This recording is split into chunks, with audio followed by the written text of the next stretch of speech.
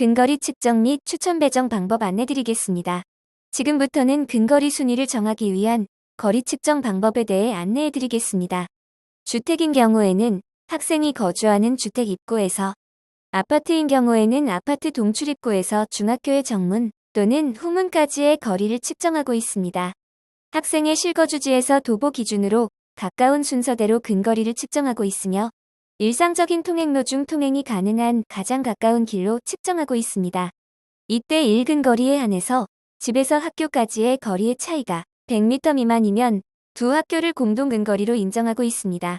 이렇게 측정된 거리로 순위를 부여하는 방법에 대해 안내해드리겠습니다. 보이는 표는 3명의 학생의 6개의 중학교까지의 거리를 각각 측정한 것을 표로 나타낸 것입니다. 김땡땡 학생의 경우 가장 가까운 1근거리 학교는 C중학교이며 그 다음으로 D, 이 중학교 순이며 박땡땡 학생은 D중학교가 가장 가까운 1근거리 학교이며 그 다음으로 B, 이 중학교 순입니다. 마지막으로 최땡땡 학생은 B중학교가 가장 가까운 1근거리 학교이며 그 다음으로 A, D중학교 순입니다. 여기에서 최땡땡 학생을 보면 1근거리 학교까지의 거리는 600m이고 2근거리 학교까지의 거리는 650m입니다.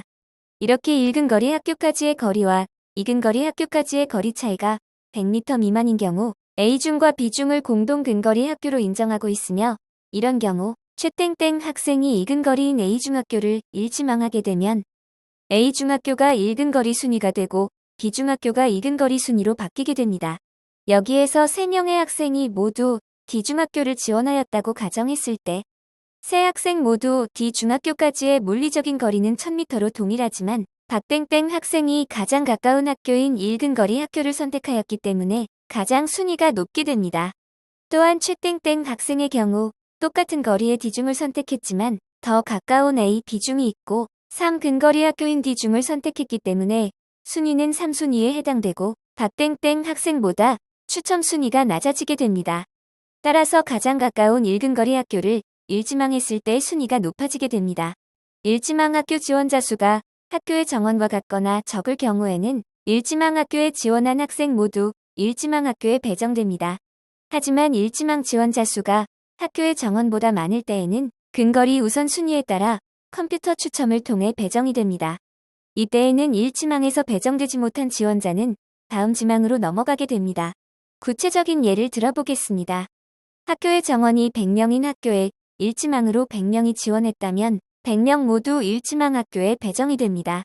하지만 정원이 100명인 학교에 일지망으로 125명이 지원했다면 컴퓨터 추첨으로 배정을 해야 하며 이때에는 근거리 순위가 중요하게 됩니다.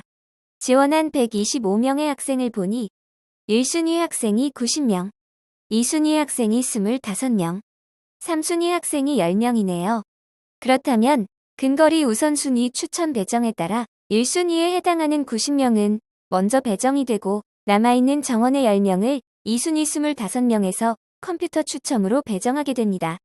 그리고 배정되지 못한 2순위 15명은 다음 지망으로 넘어가게 되며 3순위에 해당하는 10명의 학생은 추첨해보지도 못하고 다음 지망으로 넘어가게 됩니다.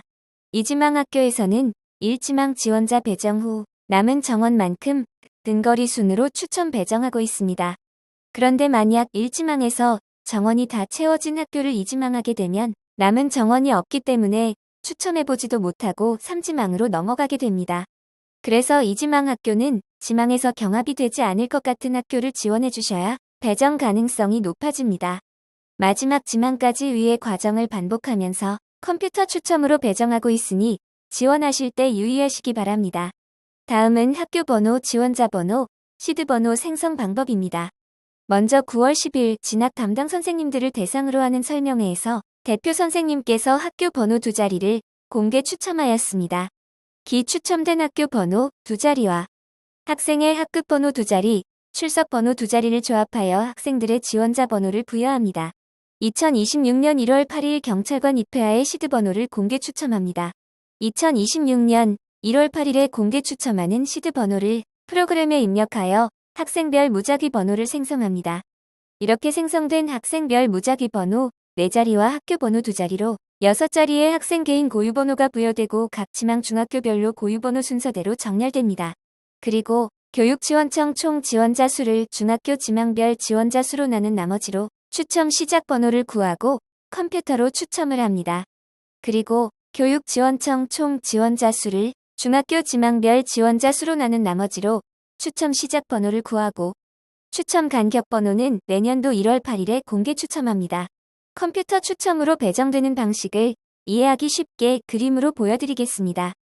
지망학교별로 학교 번호 2자리와 학생별 무작위 번호 4자리로 만들어진 개인 고유 번호 순으로 학생들을 정렬한 모습입니다. 그 다음 교육지원청 총 지원자 수를 중학교 지망별 지원자 수로 나눈 나머지로 추첨 시작 번호를 구합니다. 예시에는 나머지가 3이 되어 추첨 시작 번호가 3으로 나왔습니다. 그 다음 10부터 20까지의 수 중에서 간격 번호를 공개 추첨하는데 이번 예시는 추첨 간격 번호가 10입니다. 초록색으로 표시된 학생들이 컴퓨터 추첨으로 해당 학교에 배정받는 학생들입니다. 지금까지 2026학년도 청주시 중학교 신입생 추첨 배정에 대해 안내해드렸습니다. 더 궁금한 사항이 있으신 분은 언제든지 문의 주시면 자세하게 안내해드리겠습니다. 감사합니다.